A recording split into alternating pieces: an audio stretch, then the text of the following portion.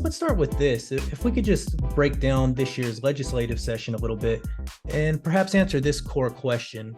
Does the state emerge from this session stronger than it was before? Yeah, it's a great question. I think in some measures, yes, in others, no. So I'll try to elaborate on that. I think that with respect to let's look at higher education, for example. The legislature did make some good financial investments in higher education. Across the board funding increases, both for four-year universities and for community colleges, as well as a new fund that the voters will have a chance to approve this fall that will benefit, among other systems, the University of North Texas system. So I think those are positive things. I think in that sense, higher education is stronger after the session than before the session. Although I have to point out that with the good came some bad, in my opinion, including a ban on diversity, equity, and inclusion policies in higher ed, as well as a tenure bill that was simply unnecessary.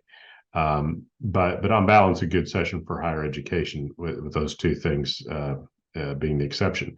In contrast, however, if you look at public education, K through 12, it was a terrible session for public education. With a $33 billion surplus, the state didn't allocate one additional dime to our public schools for classroom instruction.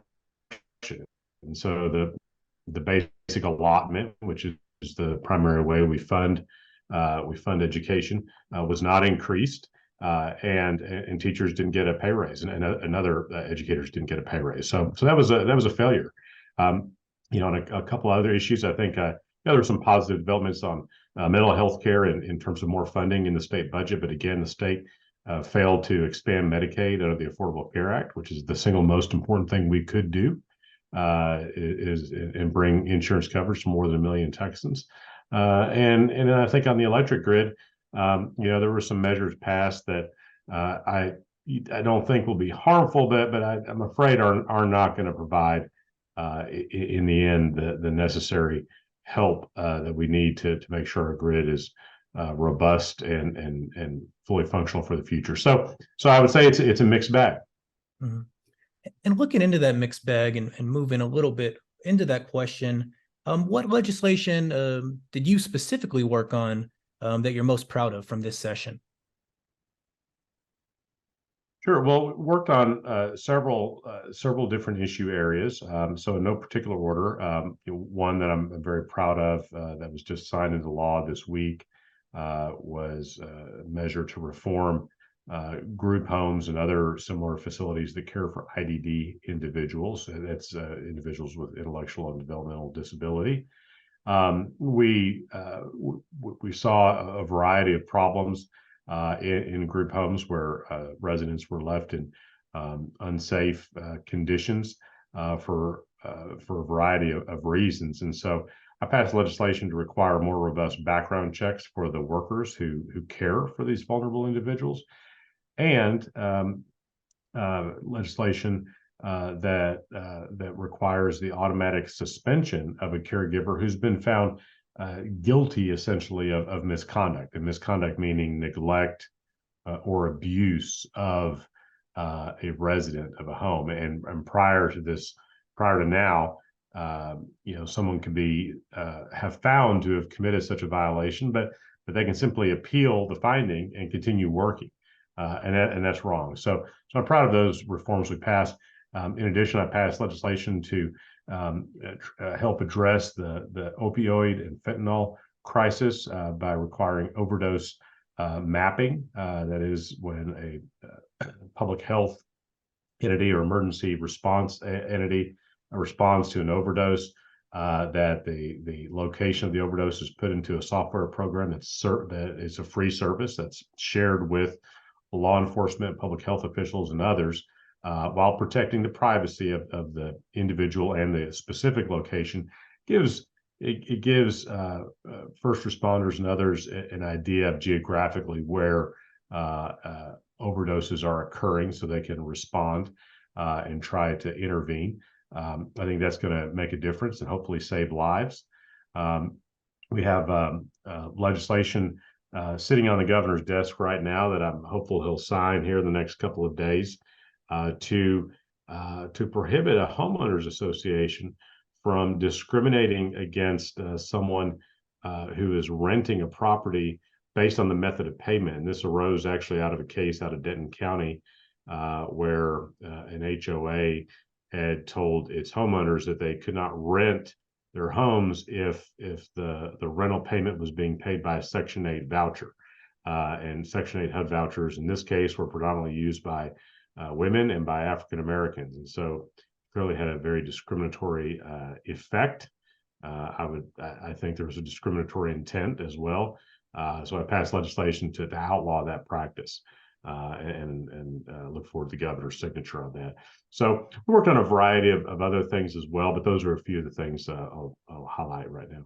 Absolutely. And if you'll excuse the noise, sounds like they started some construction outside my apartment, maybe right as this interview started. So if you notice any crackles, I don't hear it. I don't hear it. So okay, perfect.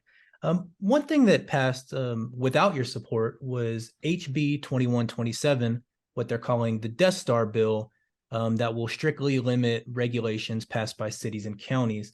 I heard an interview where one Democratic representative called it, let's see, the end of local control in Texas. How do you view that bill?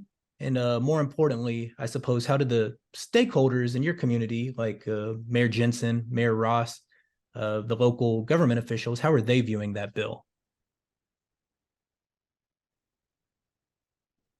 Yeah, well, I strongly oppose that bill, both in the committee, State Affairs Committee that I sit on, and then on the House floor. Actually, led the fight against it on the House floor, and we tried several different ways to lessen the impact of that bill.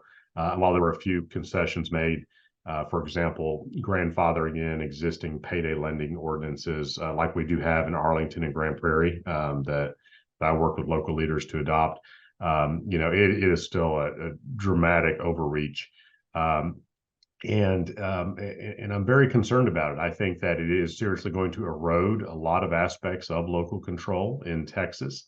And, look, our cities are different. Our cities are unique, and they're supposed to be. And people, choose to live in Grand Prairie because they like certain things Grand Prairie has to offer. Other people may choose to live in Frisco or Benbrook or Denton or Dallas because they like what those cities have to offer. So, one size doesn't fit all, but that's what it seems like Republicans in Austin want to create as a one size fits all policy for the whole state that simply is big government at its worst. And I remember Republicans used to claim they were the party of small government and limited government, but they become the party of big government and big government overreach. And this bill is going to have a pretty dramatic impact on people who live in cities across the state of Texas, I fear. And this, of course, was another legislative session that didn't address the issue of gun violence, despite the mass shooting in Allen, Texas that happened midway through the session. How can Texans be comfortable in public spaces knowing that nothing has fundamentally changed since Allen or even since Uvalde? Yeah, it's one of the most frustrating things out of this session that yet again the legislature has taken no action on gun violence when we continue to have these horrific mass shootings like in Uvalde, like in Allen, as well as tragically gun violence that occurs every day in our communities that maybe doesn't make headlines because it's not technically a mass shooting, but we have people who are injured and killed with gun violence virtually every day in the state of Texas, and no community is immune from that. Look, I think what we should do is pass some common sense gun safety measures that have broad bipartisan support. We ought to raise the age to buy an assault weapon from 18 to 21. We ought to close every background check loophole, like the gun show loophole, and see that there's a background check on everyone who purchases a firearm. We ought to require when a firearm is stolen from someone that gun owner has a legal obligation to report that theft to police, because many of the guns used in crimes are stolen. we ought to enact extreme risk protective protective orders, which commonly referred to as red flag laws, to temporarily to take a firearm away from someone who's proven to be dangerous, been found to be dangerous, potentially to himself, herself, or others.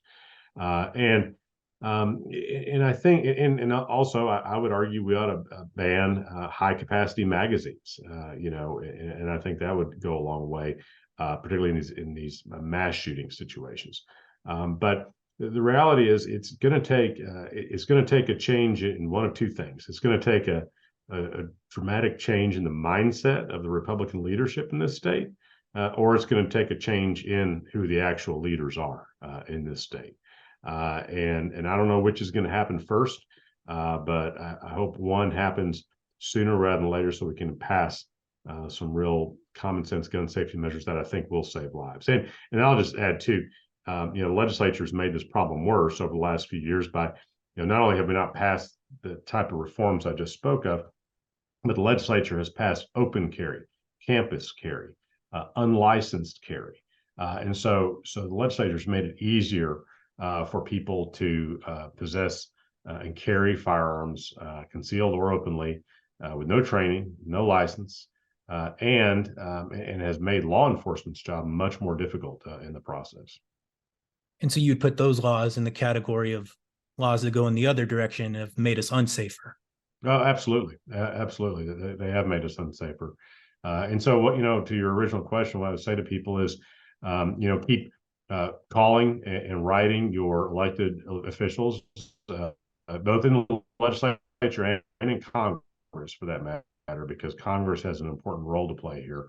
We ought to pass some of this legislation on a federal level. And when it comes time to vote next year, in 2024, look at the candidates and where they stand on these issues. And if this is something that matters to you, know where the candidates stand on these issues. And as far as, being safe in public places, I would just say, I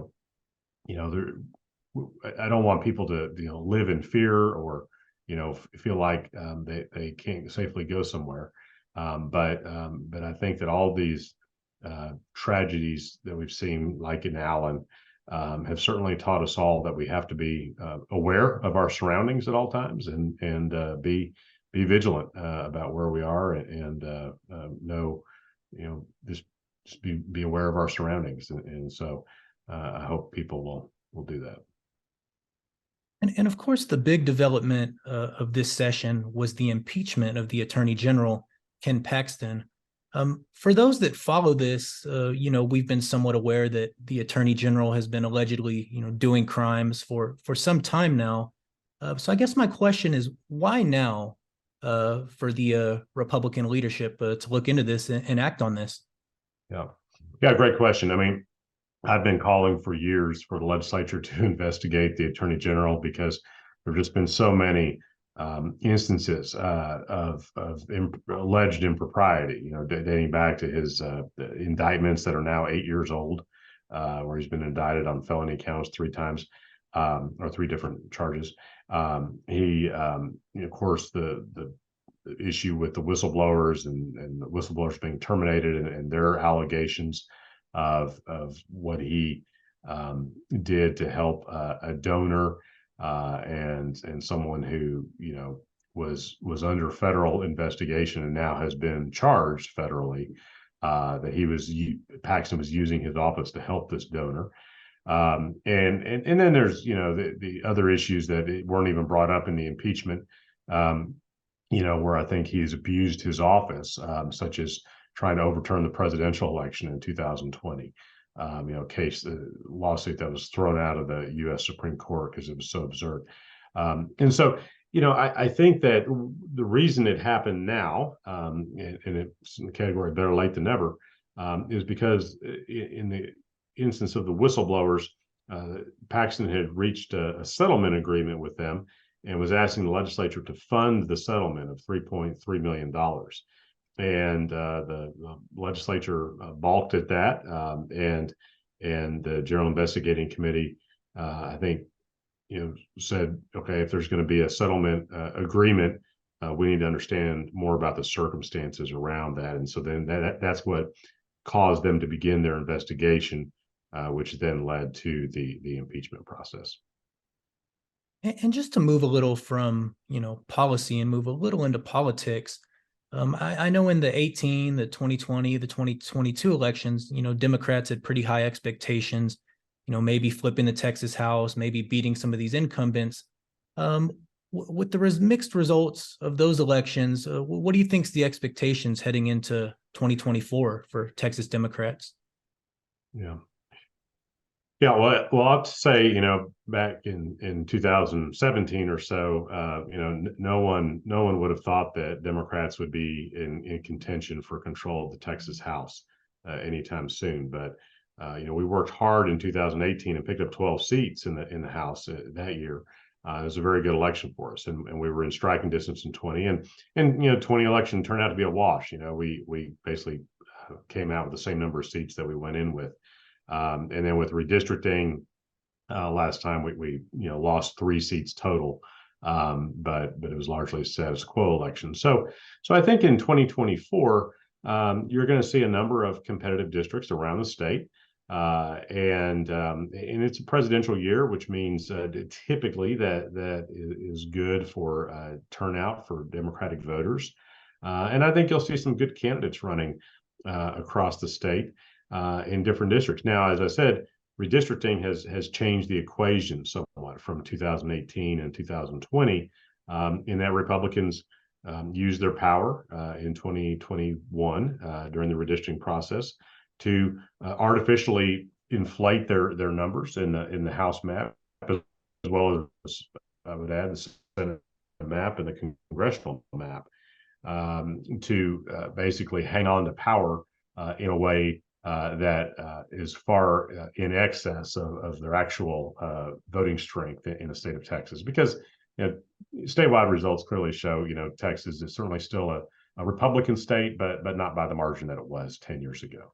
And so the redistricting map provides an additional challenge. And unfortunately, what they did in redistricting, they achieved that in redistricting by, in my view, discriminating against voters of color in many places around the state, and denying Black and Hispanic and Asian Texans from having a fair opportunity to elect candidates of their choice in many areas. And so those are some of the challenges. But that said, I think 2024 has the potential to be a really good year. I think that the U.S. Senate race with Ted Cruz on the ballot, and I believe that Colin Allred will be the Democratic nominee, who I'm endorsing and supporting, and he's an excellent candidate. I think it's going to make for some very competitive races down ballot, including in the state house. And as we start to wrap this up, given some of the headwinds that Democrats face that you just described, how would you rate the performance of the House caucus this session? I know you've led the caucus before, so just as a whole, how would you rate the performance? Look, I think Democratic members in the House know how to fight, and we're used to being outnumbered, and we're used to having to work harder and smarter to be able to get some things done, and to stop some bad things. And look, I think we had a lot of members of our caucus step up and work hard to derail some bad legislation, to soften the blow of some bad legislation, and to pass some good legislation. I'll give you a good example of a good healthcare bill that passed by Representative Tony Rose in Dallas, and this expanded extended Medicaid coverage for new moms from what the current law is, which is 2 months, which is absurd, to a full 12 months, which is the very least we can do. But that was a hard bill to pass, and Tony's worked on it for a long time, and she got it done. So